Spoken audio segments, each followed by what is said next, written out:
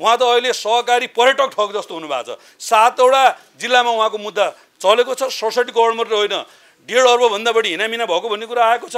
हुन्डीबाट अमेरिकामा पैसा पठाएको भन्ने कुरा आएको छ।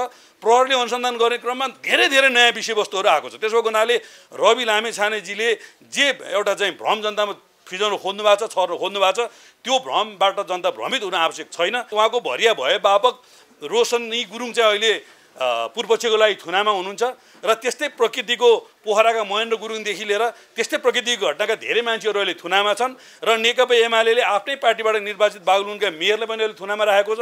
हिजो इच्छाराम तामाङजीलाई फरक प्रसङ्गमा थुनामा राखेको छ र कतिपय सन्दर्भ धनराजीको कुरा आएको छ।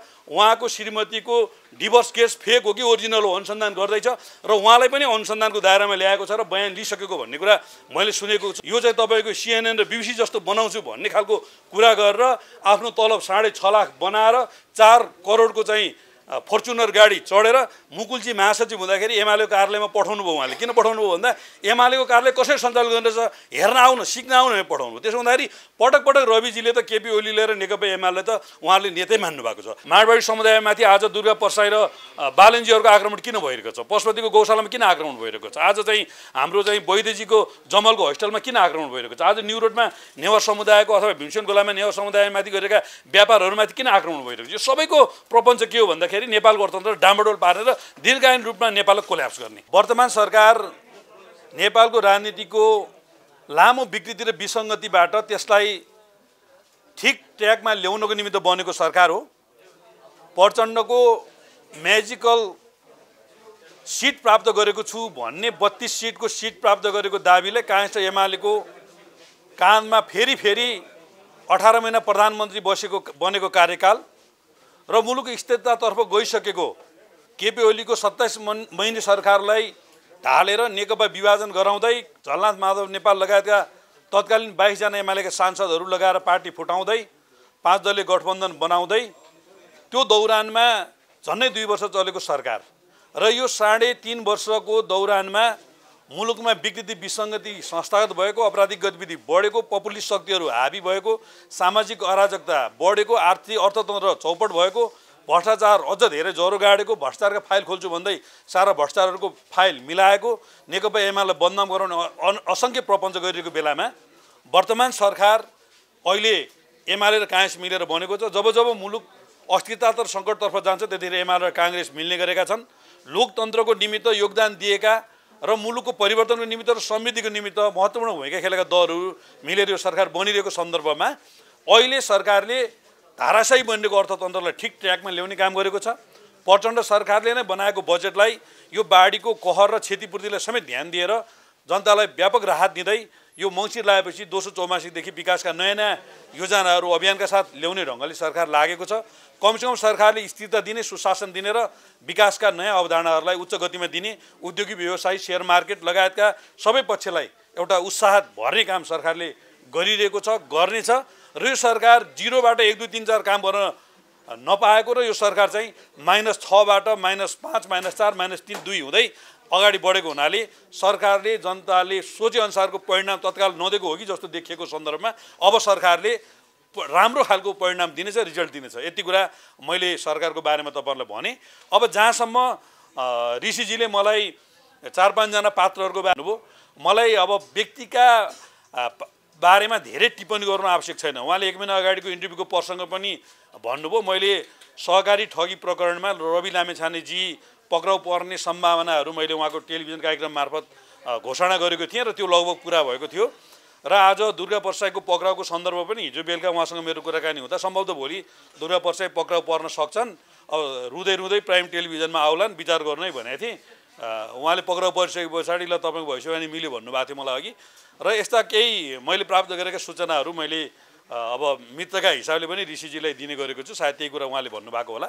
अब यसलाई म कसरी व्याख्या गर्न चाहन्छु भने विशेष गरेर सोभियत सङ्घको पतन पछाडि शीतयुद्ध समाप्त भएर एउटा फ्रान्सेली विद्वान फुजियामा भन्ने जुन उनी चाइनिज मुलका जापानिज मुलका विद्वान थिए र उनले अमेरिकाको विदेश विभागमा रहेर डिप्लोमेटिक तहमा यति ठुलो योगदान पुर्याए कि उनले सोभियत सङ्घलाई विघटन गर्ने एउटा मुख्य पात्रको रूपमा उनले भूमिका खेले र सोभियत सङ्घको विघटन पछाडि विशेष गरी शीतयुद्ध पछाडि उनले चाहिँ समाजवादको पनि अन्त्य भयो, पुँजीवादको पनि अन्त्य भएर मुलुक चाहिँ एउटा नव उदारवादमा गयो भन्ने ढङ्गले एउटा पपुलिस्ट शक्तिको अब शुभारम्भ भयो। व्यक्तिका अधिकार, चाहना, इच्छा र आकाङ्क्षा नै सबै कुरा भन्ने व्याख्या गरे। त्यस पछाडि संसारभरि पपुलिजम हावी भयो र 2016 को अमेरिकाको चुनावमा जुन ढङ्गले डोनाल्ड ट्रम्पले सोसियल मिडियाको प्रयोग गरेर अप्रत्याशित उनीहरूले नतिजा निकाले।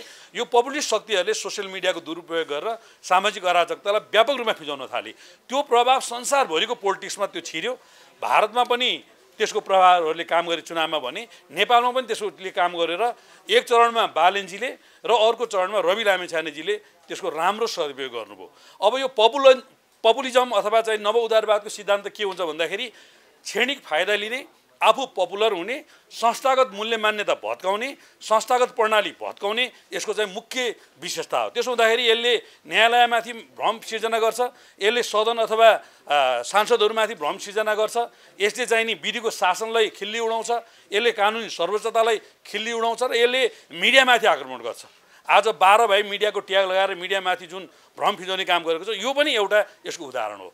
यसले क्षणिक लाभ हुने कुरा गर्छ र क्षणिक पीडितहरूको, शोषितहरूको, दमितहरूको भाषा उठाएको जस्तो कुरा गर्छ र यसले दीर्घकालीन मुलुकमा असर पर्ने कुराहरू गर्छ। जसले यसले के भन्छ भने सहकारी पैसा नतिर भनिदिन्छ, यसले चाहिँ नि त्यो माइक्रो फाइनेन्सका मान्छेहरूलाई पैसा नतिर भन्छ, राज्य जिम्मेवार हुनुपर्छ, यस्ता खालका शब्दहरू निकाल्छ। यसले सेयर मार्केट डामाडोल हुँदैछ भन्ने भ्रम फिजाउँछ। यसले अर्थतन्त्रमा योगदान पुर्याएका जस्तो माडवाडी समुदायमाथि आज दुर्गा परसाई र बालेनजीहरूको आक्रमण किन भइरहेको छ, पशुपतिको गौशालामा किन आक्रमण भइरहेको छ, आज चाहिँ हाम्रो चाहिँ वैद्यजीको जमलको होस्टेलमा किन आक्रमण भइरहेको छ, आज न्यू रोडमा नेवार समुदायको अथवा भीमसेन गोलामा नेवार समुदायमाथि गरेका व्यापारहरूमाथि किन आक्रमण भइरहेको छ। यो सबैको प्रपञ्च के हो भन्दाखेरि नेपालको अर्थतन्त्र डामाडोल पारेर दीर्घकालीन रूपमा नेपाललाई कोल्याप्स गर्ने। यो अभियान कहिले क्रान्तिका नाउँमा जातीय युद्ध गरेर जातका नाउँमा ध्वंस मचाउने प्रचण्ड कम्युनिटी अभियान सुरु गर्नुभयो, कहिले यसलाई आत्मनिर्णयको अधिकार गर्दै मुलुकको सार्वभौम सत्ता समाप्त गर्न सकिन्छ भनेर उपेन्द्र यादव, महन्त ठाकुर सँगसँगै हाम्रो चाहिँ नि प्रचण्ड कम्युनिटीले यो अभियान चलाउनु भयो। कहिले यो अभियान पहिचानका नाउँमा अथवा दुर्गा परसाईको नाउँमा अथवा हर्क साम्पाका नाउँमा कोशी प्रदेशमा यो अभियान चलाएर विशेष गरेर भारत र बङ्गलादेशको बिचको झन्डै 19 किलोमिटरको त्यो जुन दूरी छ त्यसलाई चिकन नेक भनिन्छ, त्योभन्दा माथिका 8वटा प्रदेशहरूलाई समाप्त गरेर भारतलाई साइडमा राख्नुपर्छ भन्ने ढङ्गले डोक्लाहाम युद्धको माध्यमबाट चाइना र भारतले दबावमा राख्नुपर्छ भन्ने ढङ्गले हाम्रो कोशी प्रदेशमाथि भएको अराजकतावादी जुन खालका गतिविधिहरू छन् यी सबै पपुलिजमका उदाहरणहरू हुन्। त्यसो भएको हुनाले पपुलिजम शक्तिले चाहिँ स्टन्टबाजी गर्छ, उनीहरूले अनेक खालको नौटङ्की सिर्जना गर्छ। ती पात्रहरू को हुन् त भन्दाखेरि अघि ऋषिजीले नाम लिएकै पात्रहरू हुन्। त्यो रवि लामिछानेजी, त्यो दुर्गा परसाईजी, त्यो चाहिँ कुलमान घिसिङजी, त्यो चाहिँ नि बालेनजी हो। अब उहाँहरूको विरुद्ध बोल्ने कुरा यो सोसियल मिडियाको उहाँहरूमाथि ठुलो प्रभाव भइरहेको बेलामा उहाँले विविध खालका संस्थाहरू निर्माण गरेर त्यसको विरुद्ध लबिङ गरेको बेलामा, ठुलो खर्च गरिरहेको बेलामा युट्युबरमा भाइरल हुने र बिग्ने सामग्रीहरू राखे बापत लाखौँ अझ बालेनजीको सपोर्ट गर्ने एउटा युट्युबरले त 1,15,000 कमायो भन्ने सुने मैले वर्षको। अब आम्दानी भइरहेको बेलामा उनीहरूकै काम के गर्छन् भन्दाखेरि यस्ता पपुलिस्ट शक्तिहरूलाई चाहिँ मुकुट लगाइदिएर कृष्ण या राम, कृष्ण अष्टमी र रामनवमीको दिन बच्चालाई कृष्ण या राम बनाएको जस्तो बनाउँछ। अनि यसले के गर्छ भन्दा एमालेको केपी ओली लगायतका नेताहरू जस्तो शङ्कर पोखरेल, प्रदीप ग्यावाली, महेश बस्नेत लगायतका नेताहरू चुनावमा पराजित हुने स्थिति बन्यो। त्यो चाहिँ उनीहरूले के गर्छ भने हामीहरूको चाहिँ दारा नङ्ग्रा हालिदिन्छ। अनि त्यसले अर्को के गर्छ भन्दा काङ्ग्रेसको गगन थापा, विश्वप्रकाशजीहरूलाई अहिले जुन ढङ्गले एट्याक भइरहेको छ त्यो उहाँहरूलाई पनि त्यही काम गर्छ र संस्थागत पार्टीहरूलाई, पुराना पार्टीहरूलाई काम नलाग्ने भए काम छैन भन्ने खालका यसले आरोप लगाउँछ। यो श्रृङ्खला नेपालमा निरन्तर भइरहेको छ। अब बुझ्नुपर्ने कुरा के हो भने राजनीतिक दलहरू कहिले पनि पुरानो हुँदैन। पोखरामा यदि एयरलाइन्सको विमान दुर्घटना भएपछि एउटा बहस सुरु भयो, त्यो प्लेन चाहिँ पुरानो भएको दुर्घटना भयो भनेर एभिएसनका इन्जिनियरहरू र ठुल्ठुला चाहिँ नि विद्वानहरूले अथवा चाहिँ नि वायु सेवा निगम सञ्चालकहरूले के व्याख्या गरे भने प्लेन कहिले पनि पुरानो हुँदैन। उसले आफ्ना इन्स्ट्रुमेन्टहरू अथवा सामग्रीहरू निर्माण मर्मत गरेर अपडेट राखेसम्म ऊ पुरानो हुँदैन। राजनीतिक दलहरू पनि अपडेटेड भएसम्म कहिले पनि पुरा हुँदैन। नेकपा एमाले अपडेटेड पार्टी हो। यसले समाजवादको पक्षपोषण गर्छ, यसले लोकतन्त्रको पक्षपोषण गर्छ, विधिको शासनको पक्षपोषण गर्छ, यसले शोषित, पीडित र दमित जनताहरूको पक्षपोषण गर्छ र उनीहरूको हक र हितको पक्षमा काम गर्छ। त्यही भएको हुनाले यो सधैँ अपडेटेड छ। आज युवा सङ्घ नेपालले हाम्रो सङ्गठनले के गर्यो भन्दाखेरि आर्टिफिसियल इन्टेलिजेन्सलाई राज्यको नीति निर्माणको तहमा समितिमा कसरी जोड्नुपर्छ भनेर गोष्ठी गर्यो। त्यसो भएको हुनाले यो उच्च तहको चेतना भएको दल हो हाम्रो। रवि लामेछानेको मुकुलजी महासचिव हुँदाखेरि एमालेको कार्यालयमा पठाउनु भयो। उहाँले किन पठाउनु भयो भन्दा एमालेको कार्यालय कसरी सञ्चालन गर्दैछ हेर्न आउन सिक्न आउन पठाउनु भयो। त्यसो हुँदाखेरि पटक पटक रविजीले त केपी ओली लिएर नेकपा एमाले त उहाँले नेतै मान्नु भएको छ। अब सवाल के हो भने हिजो मनमोहन अधिकारीले गाउँ गाउँमा सहकारी घर घरमा रोजगारी भनेर 7 लाखभन्दा बढीलाई रोजगारी दिन सक्ने हैसियत भएको सहकारी मुभमेन्ट आज धाराशाही हुँदैछ। अर्थतन्त्रको 3 खम्बे भनेर निजी सार्वजनिक र सहकारी भनेर मनमोहन अधिकारीको सरकारले जुन व्याख्या गर्यो त्योभन्दा अगाडि गाउँमा व्यक्तिलाई 5-10 हजार पैसा चाहियो भने हाँडीको मोसोमा तेल दलेर कपाली तमसुकमा चाहिँ नि ल्याप्चे लाउनु पर्ने स्थिति थियो र त्यो सामन्तवाद यतिसम्म हावी थियो कि त्यो लोन लिए बापत रोपनीका रोपनी बिगाका बिगा जग्गा सामन्तहरूले खान्थे र त्यो व्यक्तिहरू बदुवादेखि लिएर अनेक खालको चाहिँ नि उसको घरको नोकर अथवा कमारको भूमिका बस्नु पर्थ्यो अथवा सभावेश भाग्नु पर्थ्यो। जब सहकारी आन्दोलन एउटा सशक्त ढङ्गले गएर सहकारीको मुभमेन्ट पछि हामी आफ्नो मालिक हामी नै हौँ भन्ने भएर शेयर सदस्य बिचमा उसले लगानी गर्न थाल्यो। तर सहकारीमा यसरी माफियाहरू अथवा यसरी चाहिँ ठगहरू त्यहाँ छिरे कि उनीहरूले सहकारीको सम्पत्तिलाई दुरुपयोग गरेर अवैध ढङ्गले कम्पनीमा लैजाने काम गरे, उनीहरूले सेयर मार्केटमा लैजाने काम गरे, उनीहरूले रियल इस्टेटमा लैजाने काम गरे। अघिल्लो चरणमा केही फाटोफुट्टै कामहरू भएको थियो भने पछिल्लो चरणमा जीवी राई, छविलाल र रवि भाइ मिले पछाडि यो चाहिँ व्यापक मात्रामा गयो। त्यही भएर आफूलाई हिजो नयाँ शक्ति र वैकल्पिक शक्ति भनेको रविजीहरूको धेरै चिजहरू हिजो अमेरिकामा छँदाखेरिका उहाँका धेरै काण्डहरू दिलभूषण पाठकजीले राम्रै व्याख्या गर्नुभएको छ। हामीले त्यसमा धेरै व्याख्या गर्नै पर्दैन। उहाँले दोस्रो श्रीमतीसँग डिभोर्स भएर तेस्रो श्रीमतीसँग विवाह गर्ने क्रममा पैसा पुगेन भनेर भरत जङ्गमजीका पुग्नु भएर 50 लाख रुपियाँ भरत जङ्गमजीले रविजीले विश्वास नगरे पछाडि पुरानो चलचित्रको हिरो अर्जुन श्रेष्ठजीको सहकारी मार्फत दिएको 50 लाख अहिले पनि आएन भने भरत जङ्गमजीले इन्टरभ्यू दिइरहनु भएको छ। उहाँ न्युज 24 मा जब प्रधानमन्त्रीसँग सिधा कार्यक्रमबाट प्रचण्डजीले आफू प्रधानमन्त्री भएपछि निकालिदिनु भयो यो केपी ओलीको मान्छे रहेछ भनेर त्यस पछाडि उहाँले न्युज 24 को चाइनिज रेस्टुरेन्ट अगाडि 50-60 लाख चाहियो यसो मुरे हल्न पर्यो भनेर भन्नुभएको कुराहरू न्युज 24 सित सम्बन्धित धेरै पत्रकार साथीहरू सुनाउनुहुन्छ। त्यस पछाडि जीवी राईले जब उहाँलाई 50 करोडको सपना देखाउनु भयो त्यस पछाडि उहाँले पावर पोइन्ट प्रेजेन्टेसन गरेर सहकारी पैसा ल्याएर उहाँले गोर्खा मिडिया चलाएर 5 वर्षभित्र पैसा फिर्ता दिएर यो चाहिँ तपाईँको CNN र BBC जस्तो बनाउँछु भन्ने खालको कुरा गरेर आफ्नो तलब 6.5 लाख बनाएर 4 करोडको चाहिँ फर्चुनर गाडी चढेर उहाँले जे खालको घोटाला अनियमितता गर्नुभयो एउटा मात्र होइन, उहाँ त अहिले सहकारी पर्यटक ठग जस्तो हुनुभएको छ।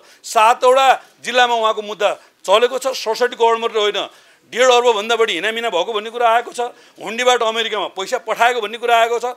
प्रहरीले अनुसन्धान गर्ने क्रममा धेरै नयाँ विषयवस्तुहरू आएको छ। त्यसको हुनाले रवि लामेछानेजीले जे एउटा चाहिँ भ्रम जनतामा फिजाउनु खोज्नु भएको छ छर्न खोज्नु भएको छ त्यो भ्रमबाट जनता भ्रमित हुन आवश्यक छैन। उहाँकै पैसा बोक्दे बापत उहाँको भरिया भए बापत रोशनी गुरुङ चाहिँ अहिले पूर्वपक्षको लागि थुनामा हुनुहुन्छ र त्यस्तै प्रकृतिको पोखराका महेन्द्र गुरुङदेखि लिएर त्यस्तै प्रकृतिको घटनाका धेरै मान्छेहरू अहिले थुनामा छन् र नेकपा एमाले आफ्नै पार्टीबाट निर्वाचित बागलुङका मेयरले पनि अहिले थुनामा राखेको छ। हिजो इच्छाराम तामाङजीलाई फरक प्रसङ्गमा थुनामा राखेको छ र कतिपय सन्दर्भ धनराजीको कुरा आएको छ। उहाँको श्रीमतीको डिभोर्स केस फेक हो कि ओरिजिनल हो अनुसन्धान गर्दैछ र उहाँलाई पनि अनुसन्धानको दायरामा ल्याएको छ र बयान लिइसकेको भन्ने कुरा मैले सुनेको छु। त्यसो भएको हुनाले सम्पूर्ण सहकारी ठग र ठगहरूलाई कारबाही गर्ने कुरामा संसदीय विशेष समितिको रिपोर्टलाई कार्यान्वयन गर्ने कुरामा सरकार पछाडि हट्दैन भन्ने कुरा म तपाईँलाई राख्न चाहन्छु।